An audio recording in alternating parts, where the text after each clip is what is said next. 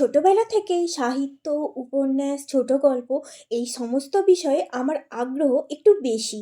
তাই চলে গিয়েছিলাম আমাদের আরামবাগের গ্রন্থমেলা ও নাট্য উৎসবে। তো প্রথমেই আমাদের যে জিনিসটা আকর্ষণ করেছিল সেটা হলো এই স্টেজটা।